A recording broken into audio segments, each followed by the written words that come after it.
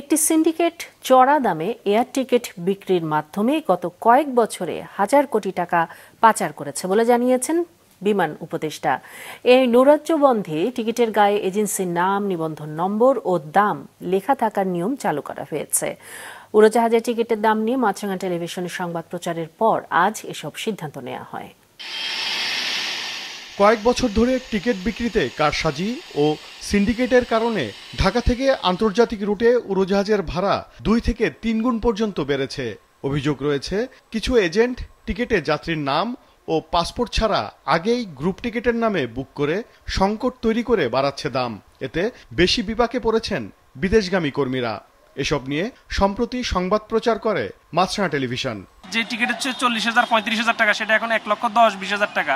ওই সংবাদের প্রেক্ষিতে এয়ার টিকিটের অস্বাভাবিক মূল্য বৃদ্ধি রোধে বিকেলে সচিবালয়ে সংবাদ সম্মেলন করেন বেসামরিক বিমান পরিবহন ও পর্যটন উপদেষ্টা। জানান, এয়ার টিকিট নৈরাজ্যের মাধ্যমে গত কয়েক বছরে হাজার হাজার কোটি টাকা পাচার করা হয়েছে। কয়েকদিন আগে মাছরাঙা টেলিভিশন এটার উপর একটা নিউজ করলেন। আমরা এই নিউজটা নিয়ে নিজেরাই যখন আমি সচিব মহোদয়কে প্রথমে ফরওয়ার্ড করলাম নিউজটা করে, আমরা যখন অ্যানালিসিস করলাম, নিবন্ধিত যে ট্রাভেল এজেন্ট আছে সম্ভবত 1,500, অনিবন্ধিত আমাদের জানা মতে প্রায় 20,000-এর উপরে ট্রাভেল এজেন্ট আছে। এই পান দোকান থেকে শুরু করে বিভিন্ন জায়গায় এরা একটা কৃত্রিম সংকট তৈরি করে সকলে মিলে। অনলাইন ট্রাভেল এজেন্টেও একটা মারাত্মক দুর্বৃত্তায়ন হচ্ছে, যে জিনিসটা আমাদের দেশের টিকিট বিদেশ থেকে বিক্রি হচ্ছে। এই সমস্যাটার এই নৈরাজ্য বা এই দুর্বৃত্তায়নটা একদিনে হয়নি, এটা গত বহু বছর যাবতের একটা সম্মিলিত ফল।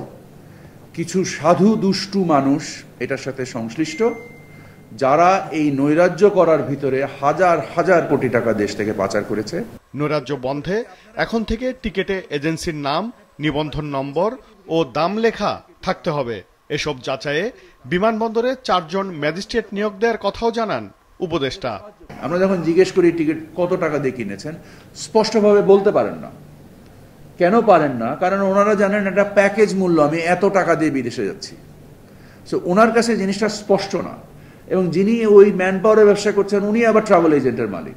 সো উনি হয়তো বলছেন যে ট্রাভেল এজেন্সি তোমার টিকিটের দাম বেড়েছে। এটা কতটুকু সত্য কতটুকু অসত্য আমরা নিজেরা জানি না। যতক্ষণ পর্যন্ত টিকিটের মূল্যটা টিকিটের মধ্যে লেখা না থাকবে, প্রত্যেকটা টিকিটে তার জন্য মূল্য লেখা থাকে এবং ট্রাভেল এজেন্টের নাম লেখা থাকে এবং তার নিবন্ধন নাম্বার লেখা থাকে।